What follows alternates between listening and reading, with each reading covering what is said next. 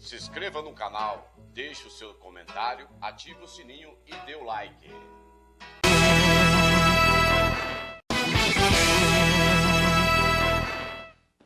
Já estamos de volta com a Arena 53. Como eu disse, neste terceiro e último bloco do programa de hoje, a gente recebe com muito carinho o escritor que é de Contagem, do bairro Retiro, Naldo Serfields. Naldo, prazer tê-lo aqui no Arena 53 para a gente falar um pouquinho da sua carreira literária, que com certeza tem muito a somar para a literatura brasileira. Com certeza.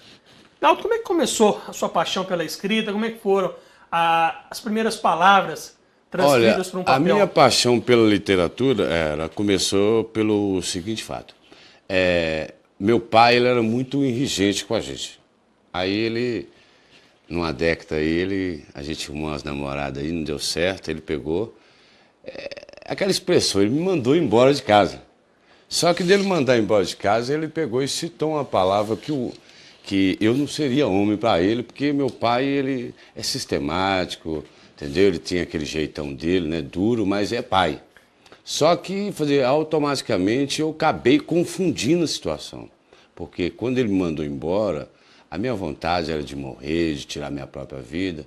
Aí, na hora que eu estava saindo, ele falou comigo assim, olha, você para ser homem para mim, meu filho, você vai ter que escrever um livro, constituir uma família e plantar uma árvore. Então aquele negócio ficou remoendo dentro de mim. Então eu tinha muitos amigos, inclusive nessa época que meu pai falou isso comigo, eu era tecladista de uma banda lá, já toquei com as Marcianas, com o Trio Parada Dura, fui compositor do Barrerito. Então aquilo me chateou bastante, entendeu? Que eu queria uma carreira artística na área musical. Aí meu pai não aceitava. Aí eu peguei e fui embora. Fui embora, construí minha casinha e juntei tudo que eu tinha e depois, automaticamente, eu vi que tinha alguma coisa legal. Aí eu vi que tinha algo que eu queria que alguém escutasse, alguém visse, alguém lesse, entendeu? Aí foi aonde surgiu essa história desse livro. Como é que a gente você falou de toda essa experiência sua na música?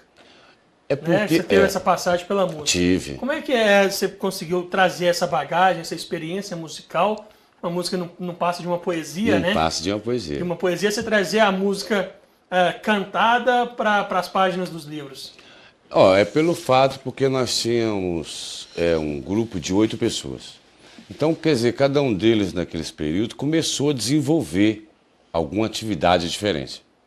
Aí, por incrível que pareça, sempre nos melhores, sempre tem os piores. Como eu era o tecladista pior, aí eles foi me largando de reserva. Aí eu comecei a compor. Quando eu comecei a compor, aí os pessoal começaram a fazer o grupo separado, aí começou a fazer o grupo de pagode, aí começou a fazer o grupo sertanejo, e eu geralmente ficava sobrando. Aí eu passei a ser o compositor deles. Aí nessas alturas aí veio o Barrerito, veio os pessoal e outros mais.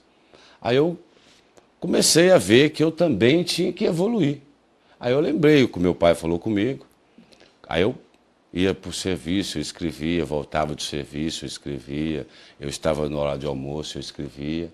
Aí eu consegui fazer o meu primeiro livro, que foi O que Falou no Mundo dos Animais, foi de literatura. Aí eu publiquei dentro da empresa mesmo onde eu trabalhava. Aí meu pai viu que realmente eu tinha talento. Então, você já falou aí esse primeiro livro, né, que é O Que é um livro voltado para a criançada, Isso. né? Além dele, também para a criançada, você tem o Mamãe Curió. Tem Mamãe Curió. Como é que são esses dois livros, antes de a gente falar desse recente lançamento? A Mamãe Curió eu tirei baseado pela minha menina de 5 anos. Então sempre eu levava ela para o colégio, trazia, levava.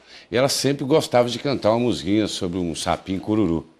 Então eu, já cansado de ouvir aquela música dela, sentei, acabei cochilando no sofá lá e tive aquela ideia, né? Que eu tive um sonho que eu estava ali numa cascata e ali apareceu um senhor todo vestido de branco e começou a me contar uma história. E falou comigo que era para poder escrever uma história de um sapo. Mas porém que esse sapo não seja o sapo cururu. Aí eu peguei e criei o Girino, que foi fantástico também essa história.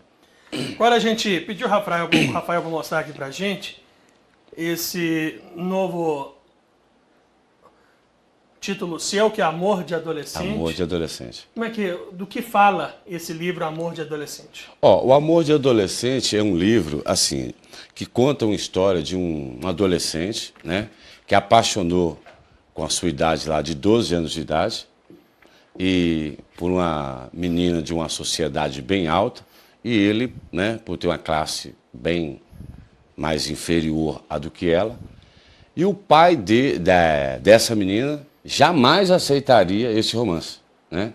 Ainda no decorrer da história, eu como escritor, eu cito que o pai desse menino, que é chamado Juliano Texaco de Mello, o pai dele era funcionário uma empresa de laticínio, onde o pai de Bárbara era o dono da empresa.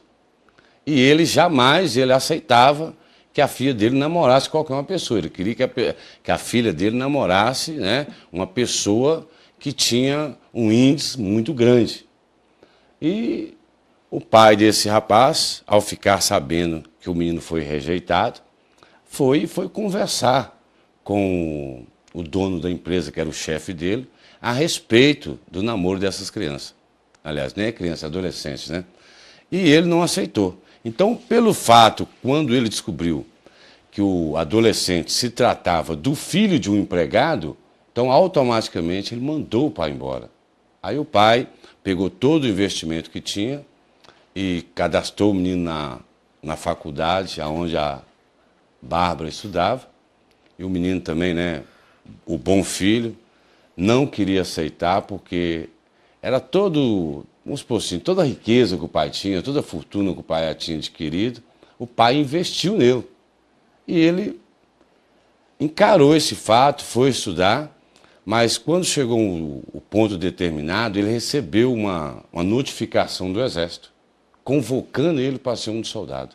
Aí, quer dizer, mais uma vez, o amor dele teve barreira, teve dificuldade, ele foi para o Exército, ficou 6 anos perdido, e a mãe dele já estava de idade, e entre 60 soldados, aí a equipe deles se perderam ali para o lado do sul de Minas, apesar que foi uma história assim, baseada na ficção, mas a gente também fez a questão de fazer uma análise, né?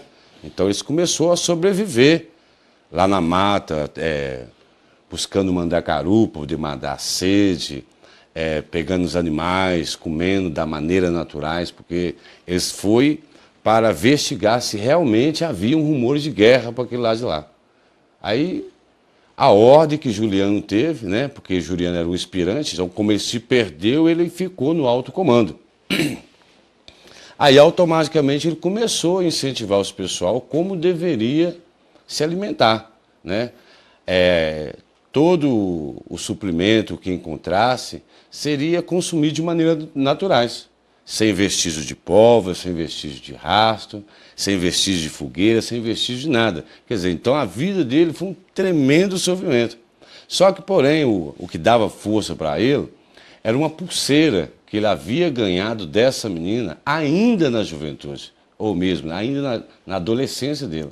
Então isso que deu força para ele. Quer dizer, ele se arrastava entre o barro, entre a lama, entendeu? Aí houve uma passagem dentro da história que muitos soldados se morreram por falta de suplemento. O suplemento às vezes não dava, né? E às vezes, naquela época, o soldado já não era assim totalmente bem posicionado na posição que Juliano estava.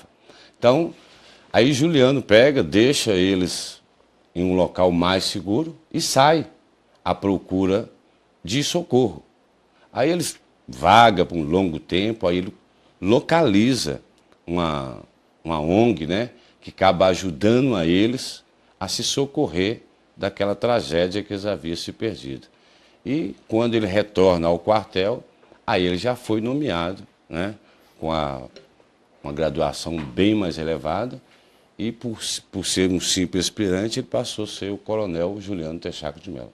Rapaz, esse enredo dá quase dá para basear um filme, né? Só que o Juliano Texaco de Mello, ele já teve várias decepções, né? Então, quando ele retorna para casa, A própria mãe dele já não estava mais reconhecendo ele. Aí ele chega na casa, no portão, né, bate palma, aquela senhora ali que estava sentado naquela cadeira de balanço, já estava completamente, né, desnocauteada, sem esperança de ver o seu filho de volta, porque há 6 anos que ele não dava notícia, né? Bárbara, por mais carinhosa que seja, sempre estava lá. E deu nesse dia que Juliano retorna à casa. E Bárbara também já estava de casamento marcado. Justamente na igreja aonde eles mais frequentavam. Aí assim que ele ficou sabendo, né, que Bárbara estava se casando na igreja, aí o desespero dele aumentou. Ele saiu apavorado para o encontro de Bárbara e, né, por ter a graduação que ele tinha, ele estava armado com a 765 automática. Ele não foi para a intenção de matar a Bárbara, ele foi a intenção de matar o noivo, né, porque roubou o que é dele. Aí quando ele chega lá, né, apavorado, praticamente sem raciocínio, ele foi e atira no peito do noivo. Quando ele atira no peito do noivo, a bala ricocheteou e atingiu Bárbara. Aí ela praticamente já caiu ferida nos braços dele e deixou uma mensagem para Juliana, que falando com ele, que há muito tempo aguardava por ele, mas que ela não perdeu a esperança. Mas mesmo que ela fosse para um lugar que não tivesse vida, ela esperaria Juliano. Agora, se ela morreu ou não... Ela morreu. Eu ia falar para você deixar o segredo pro pessoal Então, de casa. não, mas tem um segredo fortíssimo no final. Vamos contar o final do livro para o pessoal poder procurar e comprar. Ó. Amor de Adolescente, o pessoal poder comprar. Então esse segredo você guarda pro pessoal. Tá bom, o segredo é o finalzinho, é o melhor. Então, e além desse livro, você também, eu acabei esquecendo, você tem um contragolpe, né? Nós temos o contragolpe, ele já está todo trabalhado também, está para sair, entendeu? Agora até final de ano, mas muitos do pessoal lá comenta comigo para me poder deixar aí no final do ano. É uma história muito bonita, é um drama, né? Que fala sobre a história do Retiro, Contagem BH, e deixa bem claro o porquê Retiro chama Retiro, por que Contagem chama Contagem e por que BH se chama Belo Horizonte. E aí a gente vai marcar uma outra data quando você for lançar para você vir cá falar Com certeza, pessoalmente. desse livro. E uma coisa que me chamou a atenção, Naldo, quando eu recebi o material seu falando sobre o seu trabalho, sobre a sua carreira literária, foi justamente de converter, né, parte do valor que você compra, né, que o pessoal de casa pode adquirir o livro, para a Associação dos Deficientes de Contagem. Né, eu acho fenomenal esse trabalho que você está fazendo. O que te levou o que te incentivou a procurar a ADC para poder ajudá-los lá? O fato de eu ter procurado a ADC foi um fato até que eu gostaria de deixar claro para todos os ouvintes, né? Porque eu estava dentro de um ônibus e eu tenho um problema também. Eu tomei um acidente na empresa, afetei a medula cervical. Então a tendência do meu corpo é descolar automaticamente. Eu automaticamente não aguento andar 50 metros, né? Então houve esse período de um ano atrás que eu comecei a passar mal dentro do ônibus. Eu não sei se foi sorte ou mal sorte, mas ninguém me deu um apoio, ninguém me deu uma ajuda. O motorista simplesmente só parou e permitiu que a minha filha de 11 anos me arrastasse para fora do ônibus, porque meu corpo paralisou todinho. E aí que eu achei estranho que, quando ela me puxava, aproximou um senhor e me deu as mãos. E ele também não conseguiu me carregar, ele também saiu me arrastando. Chamou uns outros pessoal lá e juntaram aquele tanto de gente lá. Aí quando eu dei uma olhada, eu vi que ele estava sem as pernas. E a maioria das pessoas, todas que estavam me ajudando, era deficiente físico. Aí eu cheguei em casa e comecei a pensar naquilo. Poxa, no meio de uma população tão grande que a gente tem, são poucas pessoas que se dedicam a ajudar a gente. Então, são poucas pessoas que se preocupam com o próximo. Com o próximo. Então, se acha melhor do que o outro. Então foi eles mesmo, automaticamente, que me incentivaram. Porque até então eu toda a vida escrevi, desde a idade de 18 anos. Todo o meu arquivo estão todos guardados, né? Não só esse livro, eu tenho vários livros guardados, desde a idade de 18 anos. Aí depois eu procurei o fundador, falei com ele, olha, eu tenho várias matérias, eu tenho igual o Júnior aí, tem o Júnior, tem a minha sogra, tem a minha esposa, tem vários colegas, né? Nós reunimos, juntamos a história, levamos para a escritura, escrevemos, a minha sogra que faz a correção, a minha esposa também faz a correção. Então, nós juntamos tudo, reunimos a família, reunimos o grupo, todos os gastos foram nós mesmos que gastamos para entregar diretamente para a associação. Então, para você que quiser conhecer mais um pouquinho do trabalho da Associação de Deficientes de Contagem, mandar um grande abraço ao pessoal de Contagem. A gente tem uma grande audiência, a TV Betim, com grande audiência em Contagem. Avenida João de Deus Costa, número 410, no centro de Contagem, próximo ao fórum, ao lado da Escola Municipal Babita Camargos. Tem um site que é adccontagem.com.br. Você pode entrar lá, conferir todo o trabalho do pessoal lá da Associação dos Deficientes de Contagem. Naldo, muito obrigado pela sua participação aqui no Arena. E quando for lançar o contragolpe, o convite está feito. Não, com certeza eu estarei aqui sim. Tá bom? Então, obrigado. Olha só, o nosso programa de hoje vai chegando ao fim.